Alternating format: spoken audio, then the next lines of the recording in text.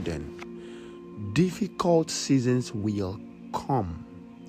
Walking with God does not mean life becomes easy, but it means God remains faithful. So Isaiah chapter 43, I think from verse 2, the Bible says, when you pass through the waters, I will be with you. If you go through the fire, I will be with you. Whatever it is you're going through, I am there. So I do not assure you that there will be no storm, but the assurance is that right there in the fire, right there, at that point when the cares of life wants to consume you, I am available. Are you with me? So trials will come, pressure will come, opposition will come, pressure will come. But steadfast believers continue to walk with God anyway, so don't grow weary.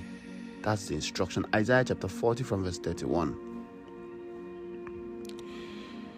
They that wait upon the Lord shall renew their strength. They shall mount up with wings as eagle. They shall walk and not faint. They shall run and not be weary. Galatians chapter 6 from verse 9. And let us not be weary in well-doing, for in due season you shall reap if we faint not. So, many people faint spiritually because they become discouraged. But God calls us to remain faithful even when our results are not immediate. Our feelings fluctuate and seasons becomes difficult. God is calling every believer to the place of faithfulness. Yes, in your walk with God. Yeah. So it will not always be pleasing. It will not always be, beautiful as you may think or you may call it, but God is calling you to the place of faithfulness. Yes. So Jesus is our perfect example for endurance. Hebrews chapter 12 from verse 2 and 3. He said, looking unto Jesus, the author and the finisher of our faith, who for the joy that was set before him endured the cross. So Jesus is an example of endurance. So because you don't have money, you're already complaining. You're already complaining and, oh God, child of God, I think it's time for us to grow. It's time for us to become stable in Christ. It's time for us to wear maturity as a cloth. Yes. So, Jesus endured the cross. I know you know the story of the cross. I know you know the totality of everything you get. Can we lift our voice in 1 minute and begin to pray in the Holy Ghost? Sheto presta. Matal vrasivra hatenkito. Rante se clase petias ta prandas. Jeba bobrasto patela vrasta. Il vethe katindas ta krasta. Mel rastonde felekakida prandas. Oh, somebody pray in the spirit. Matal vrastila.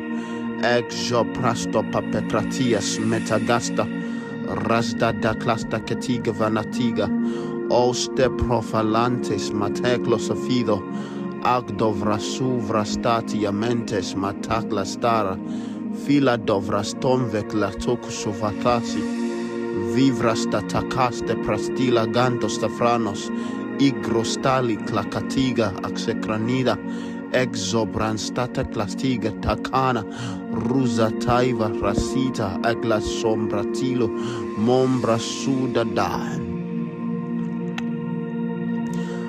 belva vada batande sotai incososo brasuta prusatila statia egrostotigo prasto vavadasta melve vreste patiga tanda statigata el brasto vrasita tali Cole da stomantes patabrasta, il bella clasto patova vasta, intel bella tanda statigras pratola, isho pranda sta pransti, inche preste palacletias.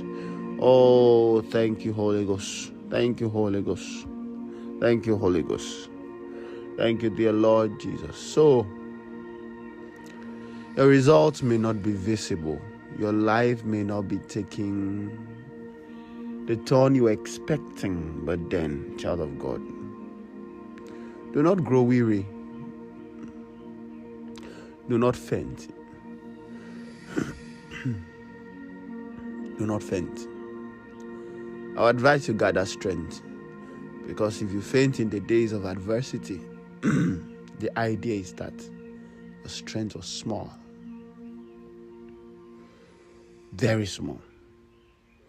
So Jesus is our example of endurance. Like we said that earlier. He's an example of endurance. So then, steadfastness is not built in a day. So spiritual stability is built through daily choices. So we speak about daily prayer, daily obedience, daily fellowship, and daily surrender. Spiritual steadfastness is built daily. So Luke chapter 9 from verse 23 says, take up your cross daily. It's not occasionally, daily. Proverbs chapter 4 verses 23, the Bible says, keep your heart with all diligence, for out of it are the issues of life. So the enemy often have attacked our consistency through distraction, discouragement, sin, offenses, weariness. So guard your heart carefully. So stay in fellowship with God. Guard your heart. John chapter 15 from verse 4, the Bible says, abide in me and I in you. Steadfast believers continue abiding. So even when emotions are low, even when life becomes difficult, a steadfast believer will and must abide. So there will be seasons where you will feel spiritually dry. You will feel, prayers will feel difficult and you will feel tired. You will feel unnoticed, but steadfast believers do not build their work on feelings. They build on conviction. Child of God, I think I've said this, repeatedly. It's important that we transcend, or our spiritual life transcends emotions. Yes. It's important. So a steadfast believer do not build their work on feelings. They build on conviction. So the reward of remaining faithful is in Revelations chapter 2 from verse 10. He said, be faithful unto death, and I will give you a crown of life.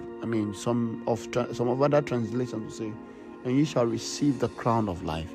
So God definitely honors faithfulness. Not perfection, but faithfulness. Yes, so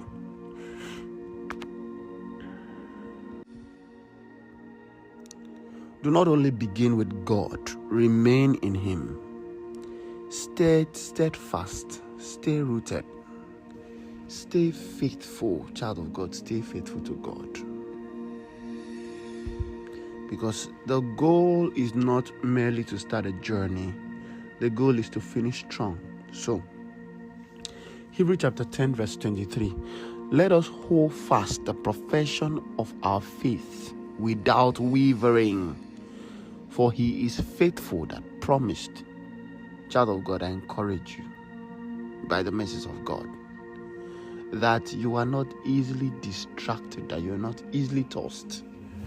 Child of God, I encourage you by the mercies of the Lord that you stay focused on God. And in due season, most definitely, in due season, the Lord will reward you accordingly. Child of God, I pray for you this morning that the Lord will bless you, that the Lord will engrace you in the name of Jesus. Your spiritual life can never go down. In the name of Jesus.